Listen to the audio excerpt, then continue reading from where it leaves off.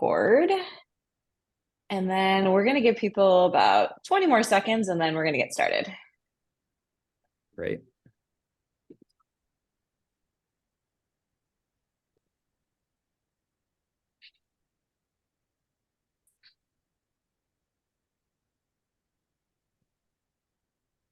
Awesome. Okay, let's go ahead and get this rolling. Well, I'm extremely excited for our AMA today. So we have Sterling Snow.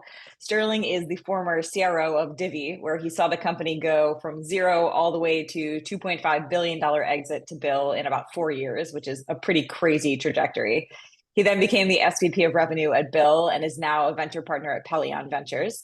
He's held numerous executive roles across different revenue functions and truly is a master at aligning marketing, sales, and CS. So excited to chat through all things hypergrowth, all things aligning revenue teams, and kind of where the future of this industry goes, especially in the age of AI. So thanks for joining us, Sterling. Yeah, very kind introduction and looking forward to the conversation. Well, maybe actually to kick it off, how did you get into sales in the first place? Were you one of those people who was always kind of selling even as a kid? I looking back, I definitely was. I mean, everybody had a lawn care business, and but I like enlisted friends to go knock doors so we could have a little bit more growth. I was selling laser pointers and candy out of my backpacks when all the vending machines went healthy. It's just there was always something going on, and then in school I studied finance. And then I actually got into marketing first, but it's just the growth side of the business has always had the pull for me. It's where kind of the action is, and I've always really gravitated towards that. I felt the same. I actually studied mechanical engineering and somehow Mm. found my way into kind of go to market. And there's something about being the revenue driver of a company that feels Yeah. incredibly impactful. Yeah, we all have a little bit of a hero complex and that scoreboard that you can see at any moment. It's kind of addicting. So yeah, I totally agree. Well, I want to talk a little bit about the trajectory at Divvy. I mean, it's a pretty crazy experience to go from zero to a $2.5 billion exit in 4 years. Yeah. So, would love to hear a little bit of what were some of the high level lessons or tactics that you guys learned or executed really well to get to that level of traction. Yeah, it'd be a lot easier to talk about the things we didn't do well, but I think that I'll ask about that later. Don't worry. great. I think that what we did a really good job of was one, we hired and cultivated a very specific type of culture that was geared around the goals that we had, and I think we did a good job there. The other thing is, I think we created a lot of alignment around our goals, around having very simple North Star metrics that anybody could point to at any time and use to prioritize what they were doing. So those are probably the things that I'd give us the most credit for. And then we were also just very aggressive. We were aggressive in our targets, aggressive in our plans, aggressive in our fundraising. And that's not always the right answer, but I think it certainly was for us. In terms of setting North Star metrics, was that something that was set top down by the CEO? Was that something that was a little bit more collaborative, bottoms up? How did you do that?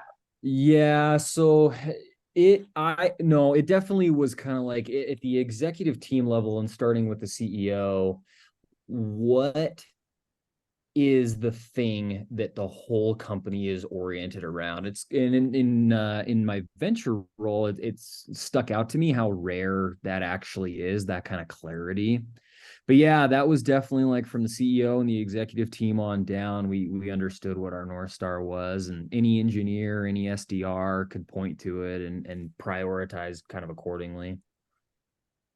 And when you guys were early and essentially, let's call it zero revenue, barely have a product, how did you go about, marketing and selling it at the beginning? Yeah, I mean, the analogy that I like to use is you're in the haystack and you're trying to find the needle.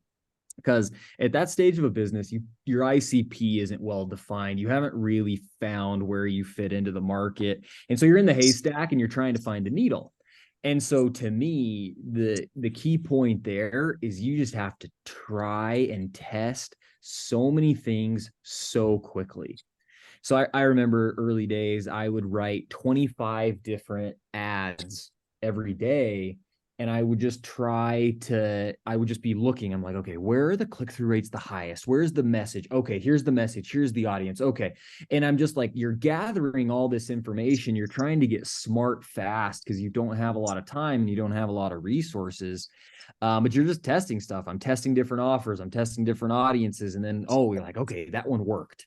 I'm going to go do more of that. I'm going to run in that direction. But you're in the haystack and you got to rummage around kind of frantically with a lot of creativity to find the needles.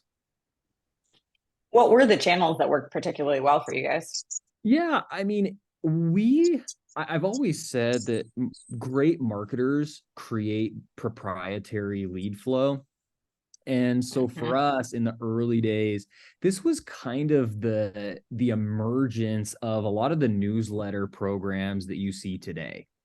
And one of the things that we did is half of them didn't even have any type of advertising channel. So I would just cold call people who had audiences that felt like a fit, and I would say, hey, I want to write some sponsored content in the middle of like your business update that you send out every morning at 6 o'clock, or your newsletter that you send to your following on a weekly basis. And we sort of pioneered some of those programs with newsletters that have since become very, very popular. But really, in the early days, those were some of our very best sources of demand. Interesting. So content, it's funny how many ways content has been a driver for so many companies. It takes different permutations, but at the end of the day, Yeah. it's a lot about content. And I mean, it was an ad, but it felt like content, and it was before the channel had gotten saturated, so they were highly effective, right? So anyway, yep, that was a heavy hitter for us early on. I'd imagine most people know Divvy, but for those who don't, maybe talk a little bit about Divvy and the business and kind of who you did target and what type of customers you acquired. Yeah, Divvy really was the first sort of corporate card plus expense and spend management solution. So it took what people had been used to with Expensify or Concur or those kinds of tools, and Amex, or whatever corporate card they were using, and it put those two things together. So it would eliminate the expense report process, allow for a lot of different budgeting type of features. And so we gave the software away for free and monetized on the interchange from the corporate card. And Mm. that was the Divvy. That was Divvy. And was your primary audience smaller businesses and startups? Were you targeting more mid-market, larger companies? Who was the audience? Yeah, by the end we had four segments, everything from self-serve all the way up to middle market. But in the early days, it was a lot of just true SMB, and then you'd kind of punch above your weight class every once in a while. But in the early days, we focused on kind of our underserved market. Was those traditional SMBs. How challenging was it to go from SMB to more middle market? We just started getting pulled in that direction. Honestly, there wasn't like some massive concerted effort to make the product more enterprise ready or anything like that. We just had pretty strong market pull from a lot of those segments. And then as we started to get pulled a little bit up, it certainly had an impact on our roadmap and on our go-to-market. And we built out specific sales and onboarding teams to go after them. But there wasn't like some giant unlock. We were just really trying to pay attention to what the market was telling us. And a really nice thing about Divvy is that the TAM was essentially unlimited. Every single business spends money. So, okay, you've basically got an unlimited amount. So we never had to create new TAM, which is what happens to a lot of smaller SaaS companies, is you go up market because you kind of have to. But ours was a pretty organic pull. And in terms of your process, was it primarily driven by marketing since a lot of it was more self-serve? Was it sales assisted? Did you have a pretty large sales team? How did you construct that team? Yeah, self-serve we actually didn't add until much later. because with Divvy, we had to actually underwrite the customers. So we're kind of seeing their financial health and giving them an associated credit line. And so self-serve, we didn't add for a couple of years. It was a lot of marketing, creating demand, sales, converting demand, then onboarding and retaining those customers. And so we had a large sales team, we had a large implementation team, and a large customer success team. And you could ding us for efficiency for sure, but I think we did provide a very excellent white glove kind of experience for our customers. You mentioned at the very beginning, things that you did poorly or wrong. What are some of the things you would have done differently, or if you can go back in time, change?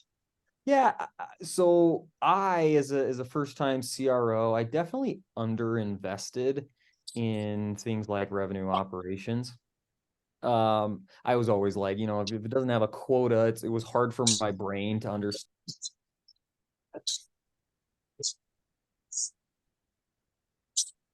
Oh, sorry. Looking back, you can see that a lot of the infrastructure type things have a very meaningful impact on making everybody more productive. And I certainly underinvested in that.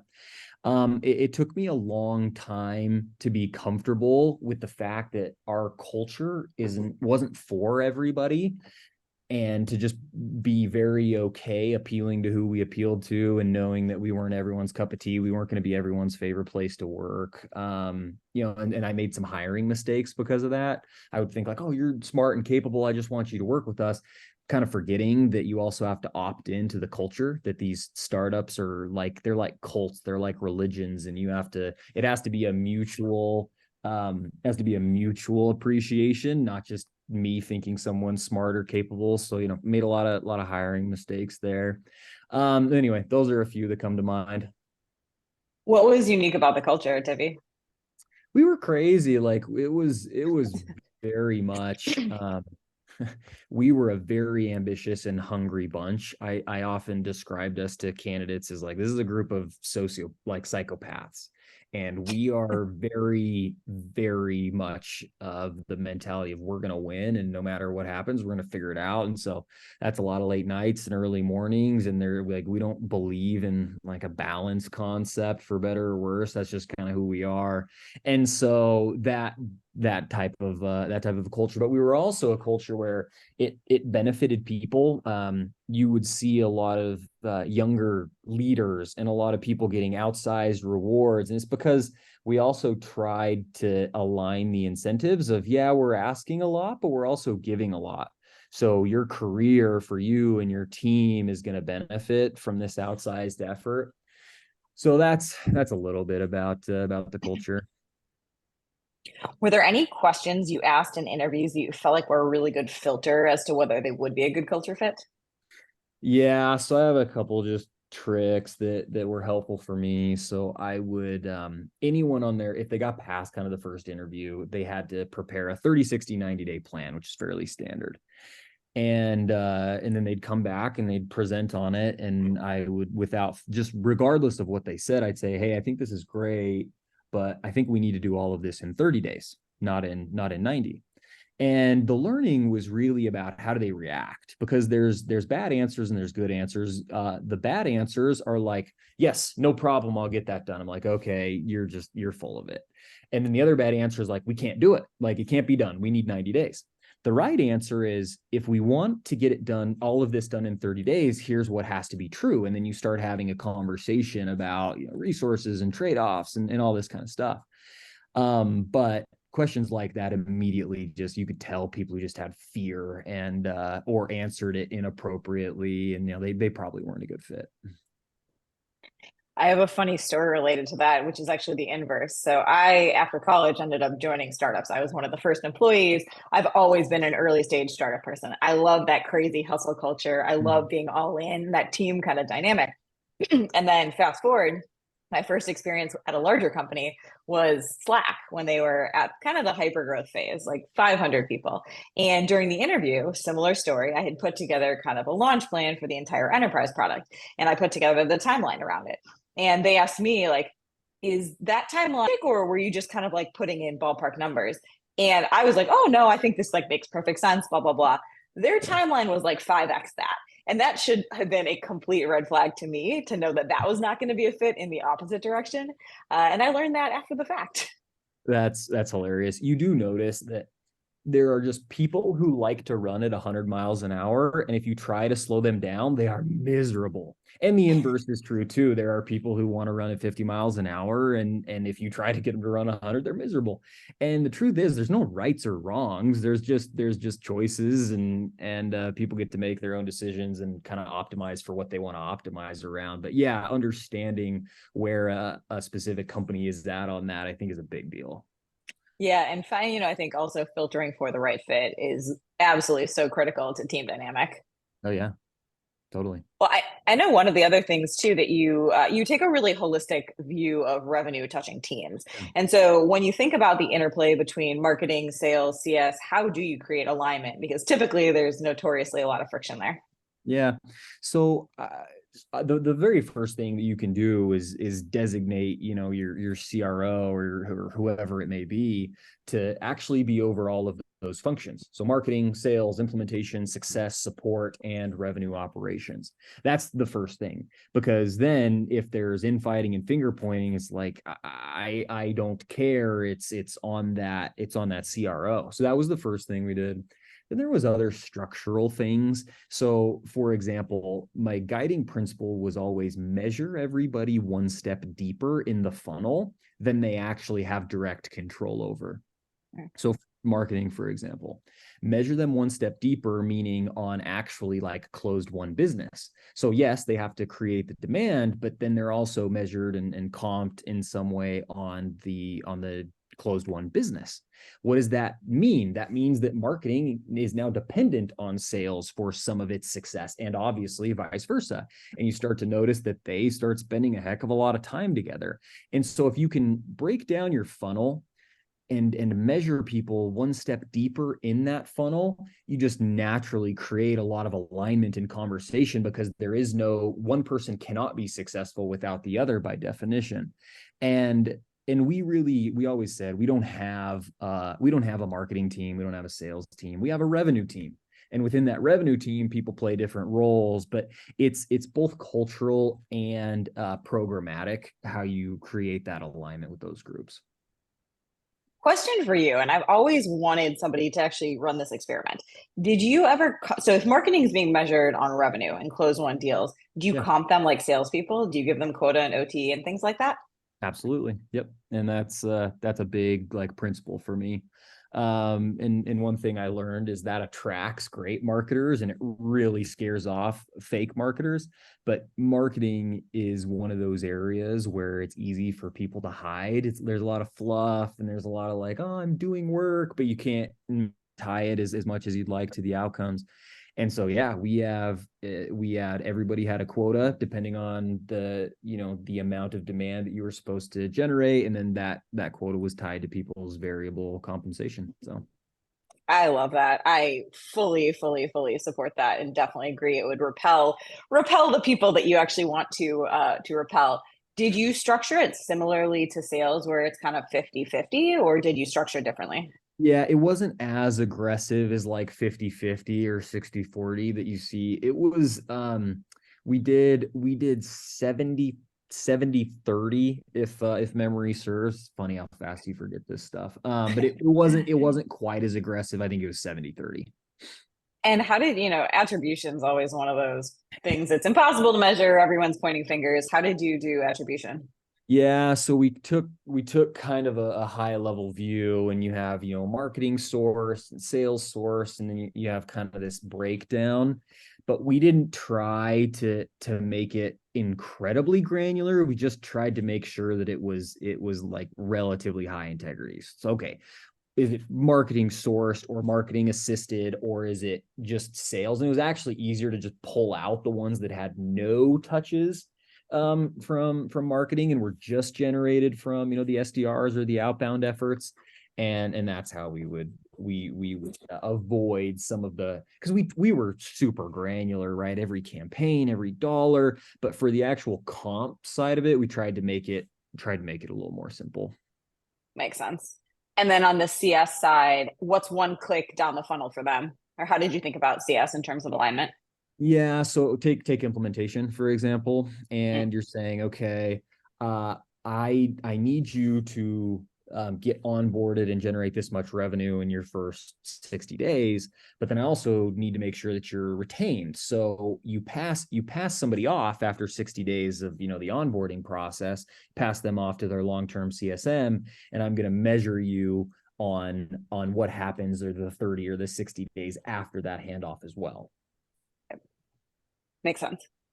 And one question I had for you, the role of a CRO is not one where you see it every single company. Sometimes you actually have a lot of bifurcation between, head of marketing, head of sales, head of CS. Yeah. At what point in Divvy's life did you become CRO or generate that role? And when would you recommend a company inject somebody at the, 10,000 foot view for revenue?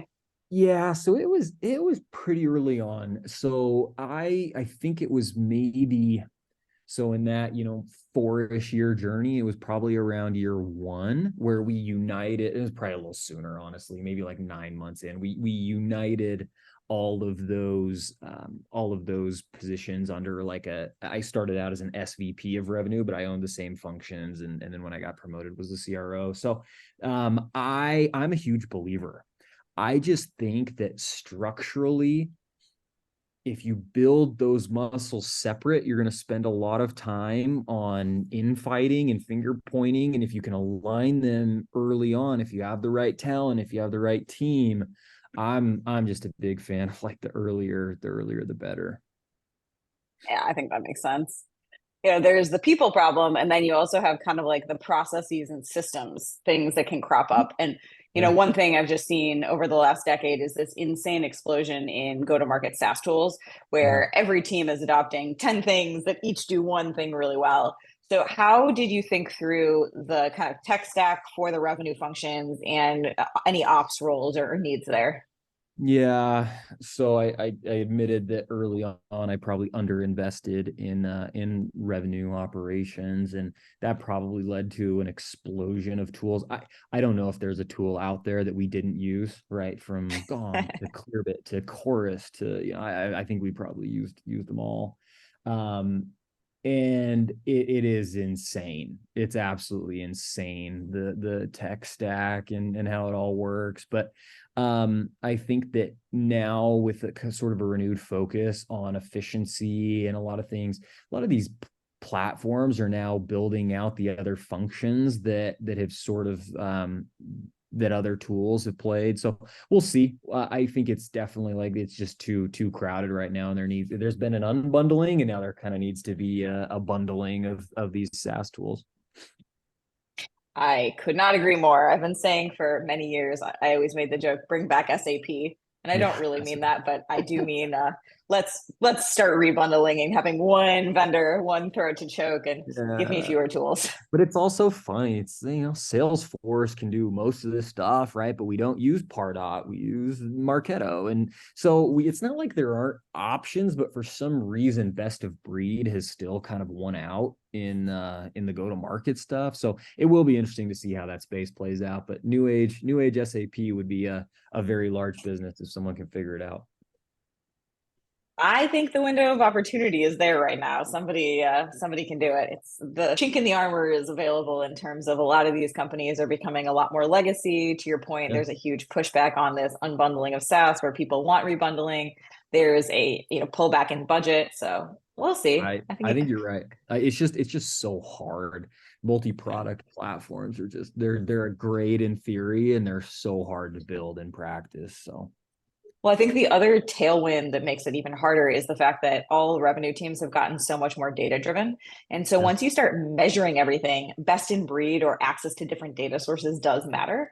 And so that's why people buy different tools because it's giving them different data or different ability to measure things. yep, totally. So we shall see. So I loved your framework that you had on kind of setting a different budget quota and goal. So Yeah. maybe talk through that a little bit, and then I'd love to ask a few questions around how you come up with those numbers.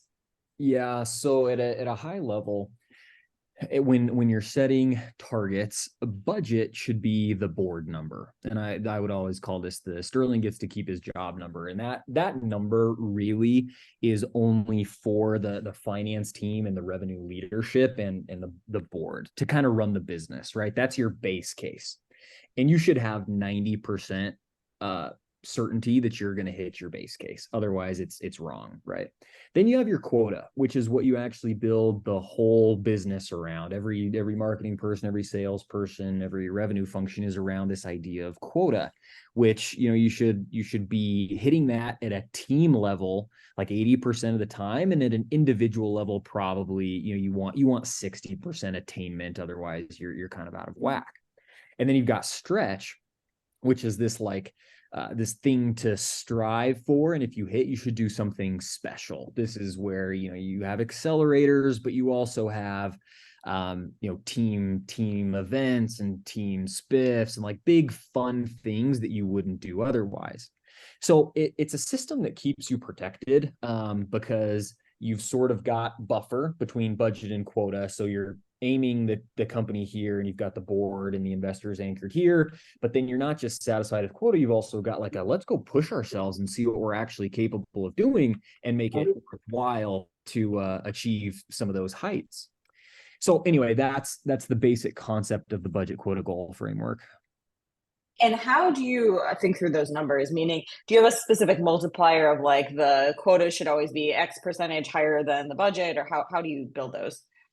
Yeah, sort of a rough rule of thumb was 15% delta between a budget and a quota, and then 20% delta between a quota and a stretch.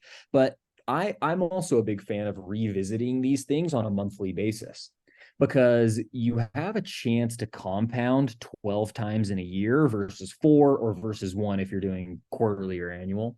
And so, and you also have a chance to fix things that are wrong. Sometimes the model's just wrong, right? Like we all hop in, we all, build a business in Excel, and it turns out sometimes you're wrong. And so if you're on a monthly basis, you can make adjustments on the fly, and you can say, okay, for this month, this is budget quota goal. And that's what we did. But as a rough rule of thumb, 15 and 20% deltas seem to kind of work.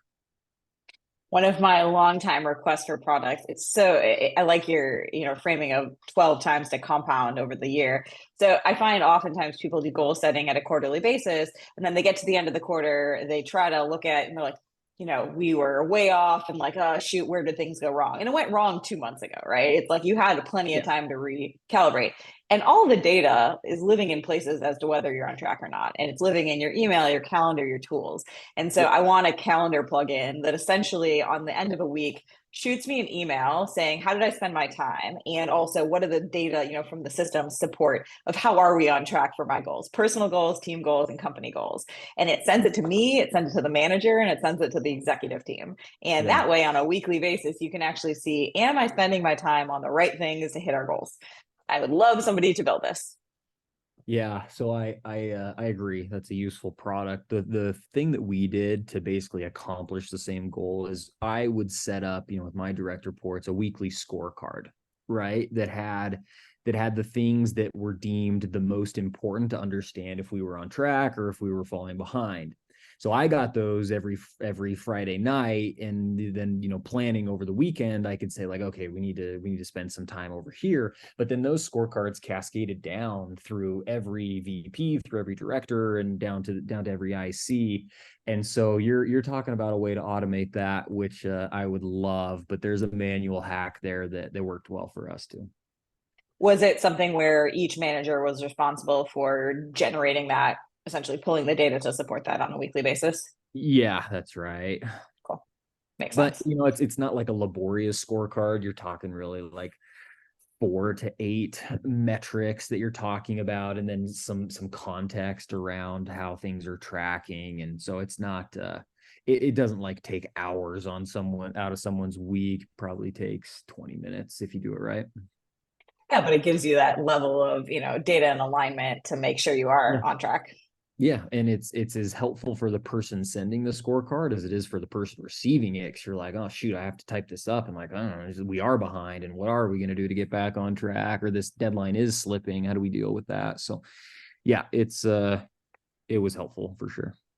It's a nice mirror. It just gives you a real sense of where are we today. Yep. So I'm curious, now you're kind of on the other side, on the VC side. So how are you enjoying that? And I guess what are you seeing in terms of, I'm sure you're looking at a ton of things on the, revenue SaaS side. So what are you seeing these days? Yeah, no, I mean, first thing you realize just how cool founders are, people who have ideas and go all in on building a product and a business, and they're just so cool. We see, I mean, we're seeing what I'm sure everybody is. There's a lot of people trying to figure out how generative AI is going to reshape the products and the services that we've used historically. You see plenty of things in like the cybersecurity space, but there's also the ones that are really cool are the ones where technology is still working to touch industries. So we've got people who are creating the next generation of micro schools. We've got people who are creating, the future of the funeral business, and like there's so many cool things out there. And when we get to see them all. Yeah, that's the part of VC that I enjoyed a lot was just the diversity of things you get Yeah, exposure to and the for sure. future, right? You're seeing the Yep. future. Yep. When it comes to some of the stuff related to kind of generative AI and the go-to-market functions, where are you most excited about it acting as kind of a force multiplier, and where do you think it's overhyped? Oh man. So this is a fascinating debate for me. I think to date you've mostly seen the AI advances be helpful to the existing players. And there are people who think that's how it's going to stay. But you asked a question about force multipliers, and very clearly, it's wherever there are manual tasks being done, there is easy and better automation to be had. So you think about the creative process. Okay, there's a lot happening there. Take like you have an ad and you need to translate that into 15 different languages and generate 15 different images, and so these things where there are just something needs to be multiplied, easy, data entry kind of stuff. We're seeing a lot of CRM improvements around the inputs of data and things like that. They used to be more burdensome for reps. So it's just find me something that gets repeated often, and I'll show you a force multiplier use case for the technology. What areas do you think are either overhyped or not really going to pan out? These are like famous last words. Hopefully nobody ever sees this. Um, I think that the areas that are underhyped are around the automation in the physical world. So I look at like what the self-driving cars are going to be doing. I look at what, the Tesla robotics Optimus is going to be doing. And I think we probably don't spend enough time thinking about what the actual implications on the physical world are. And I think honestly, I think a lot of the go-to-market AI stuff is overhyped. And I'm like, hey, this is a feature, not a product. It's cool, but you don't have any unique insider hook that makes this a long-term durable thing. So it's actually the technology that's being built for other tech companies to me is at least somewhat overhyped. And then the stuff that's being developed for like the rest of the world, to me, we're just not talking about enough. I also think it's underhyped what this is doing to engineering, right? When you see the visualization, like I can take a Figma screenshot and something's going to spit back code. I don't know that you could hype that up enough. So it's probably underhyped. Yeah, I like the last one. It's crazy. Even our engineers on my team, just talking about how they can do 4x the amount of stuff now that Crazy. they, could do before just using some of these tools, which is truly crazy. And on the go-to-market stuff, it's funny. There's so many, I keep calling them party tricks. There's so many companies that are able to generate a really cool party trick. And I keep testing these things and I get excited. And like there was one I just tested this week that was a SEO writing tool. And you could feed it as many, bulk keywords as you wanted, and it would generate you all these posts. And it was one of those things where it also does an image and it formats it really No. nicely. And so what it spit out, I was like, this is amazing. Then I went and read it and I was like, this is absolute crap. Like Yeah. there's no way I would ever publish this. So I think there's a huge gap between the cool party trick show and then the reality of does this actually move the needle? Yeah, I agree. And it's not to the point yet where it's as good as somebody who's really creative, but it is to the point where it's as good as somebody who's not creative, right? And so feels like just a matter of time there, but we'll see. One of the debates going on right now is really around the SDR function. Yeah. And, a lot of the tools that I'm seeing too are really trying to say, hey, we're going to go and automate most of this function. Where Yeah. do you see in the next 2 to 5 years the SDR function going? Is it going to get eliminated? Are they going to be using these tools? Yeah, you can get a little existential here because you have an SDR bot reaching out to a procurement bot, and like Yes. I I kind of think that we will get to that point where essentially you have a client that does the outreach, and you have a client that receives the outbound, and then there's some sorting functions. Um, but then ironically, I'm like, well, what's the differentiator then? Well, it's like, oh, could somebody be creative enough to break through the noise, and we're back to like human SDRs?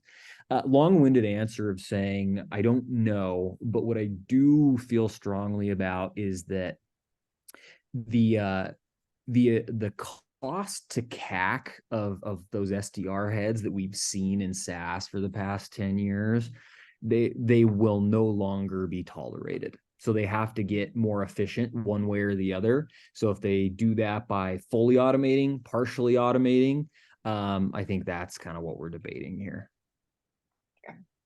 I'm generally in the same camp. I think you're going to see fewer headcount in a lot of these teams, and you're going to allow those fewer people. I mean, A, they have to be stellar, and B, they're going to focus on the higher level functioning, the higher level work, which in reality should also be better for them too. Oh, absolutely. Like, and that's the whole creative destruction premise. Every time we get some massive new technology, the example of when ATMs came out and people thought it was the end of bank tellers, and really it just like exploded bank demand. I'm not 100% sure that's what we're dealing with here, but that would be the optimistic vision. It's same. It's like every time there's new technology, like the car, against the horse, people pushing back, all that kind of stuff. So we'll see. We'll see people swing in both directions. Totally. Do you think it's going to change any of the team dynamic? Meaning, one thing I've noticed, especially marketing the most so, but across the revenue touching teams, there's a lot of specialization. You have individual people who are really specialized to do something well. Do you think that specialization starts to go away and you have more kind of higher level generalists that are using tools to do that work, or how does that change? Yeah, that's a good question. I think so. I think we were already sort of moving on from that just because it was so expensive. If you were paying marketing dollars and then having an inbound SDR to, set a demo, and then an AE to close it, it's like that was just the function of money being very, very cheap. So I think we were moving in that direction anyway, and the technology accelerates it. That idea of kind of full stack, I do think we were moving there outside of a few specific use cases. Mhm. Yeah, makes sense. We have a few minutes left. So if anybody in the audience has a question they want to ask that, hasn't already been asked, feel free to either ask it or type it into the chat. Otherwise, I have a few last ones that have been submitted before. I'll let people chime in if they want. But one of my favorite questions, which is always interesting to me, is if you could wave a magic wand and have some kind of product that would have helped you in your revenue function, what's the thing you've always wished existed? Yeah, and I've thought about this from a lot of perspectives. A lot of them are around sort of the way that we collect and visualize the data. Like I've wished that there was a better a better way to get that and then to proactively suggest the places where we should look, right? So it's like, hey, you're this far behind or ahead, and like I can show you what's performing according to plan or under planned, and here is how are the questions that I would start to ask around fixing it.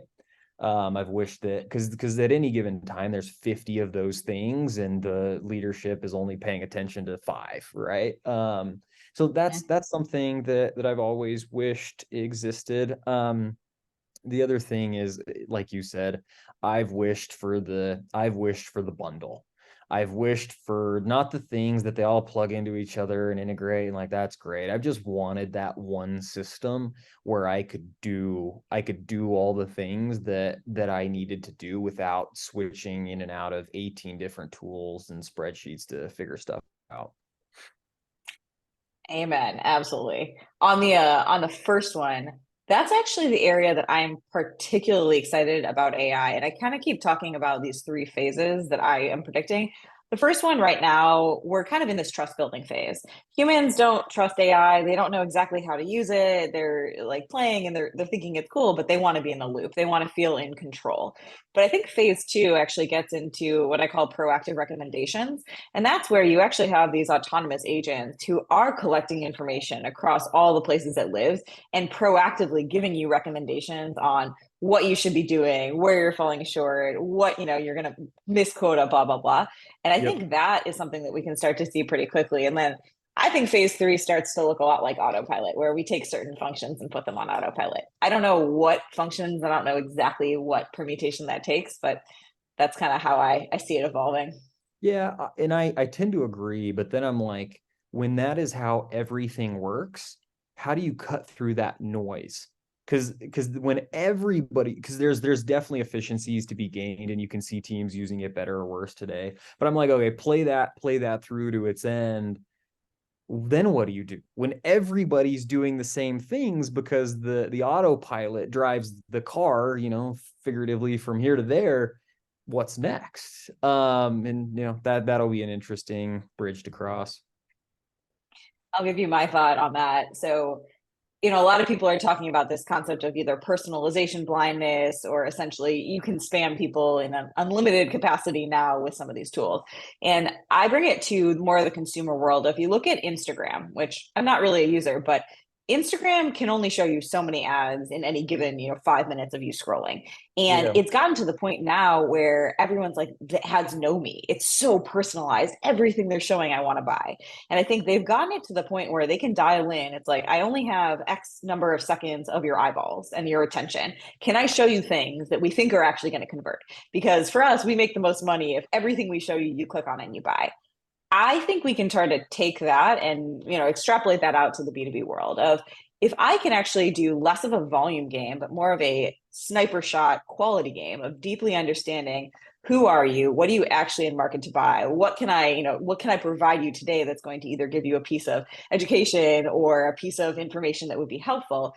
If we can start to move to that world where that's all you're getting, now imagine being a buyer, it's a much better experience.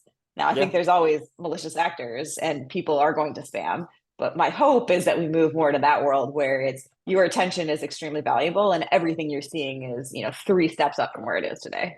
Yeah. No, I think very, very interesting, and certainly could see that happening for sure. I guess last question for you. So now you're kind of doing the VC thing. Do you think you'll take another CRO role, or do you think what's next for you? I guess. I don't think I'll do the CRO thing again. I mean, never say never, but it would take a lot. It's just I've done that thing a couple times, and it would have to be something new. So, but the question of like, will I operate again? It's like, I think so. I also think that the world of VC is moving in such a direction where you don't have to pick. And I actually think one of the things that can make you a better investor is if you're an operator. I admire Founders Fund a lot. And so I think about Keith with Open Store and Delian and some of these folks who are doing both. And I think that if I had to bet, that'll be my path at some point. Yeah, I think that's spot on. I 1000% agree. It makes you a better investor and you have your ear to the ground. You're actually understanding what is getting adopted, what are the needs, how are people using different tech. So Well, and you're more valuable to founders. It's like you can everyone's money's green. Yeah. But if somebody's actively in the trenches of building a business, I think they're going to be a much more valuable advisor to you from an investor standpoint than if it was just somebody who was kind of academically following the space. Yeah, I mean, you can give them true tactics. You can literally help them move the needle. Yep. Awesome. Well, Sterling, thank you so much. This has been an awesome conversation, and I'm excited to see where you go next and wishing you best of luck with everything. Yeah, great conversation. Really appreciate it, and thanks for having me. Well, thank you all, and we'll see you next time. Bye.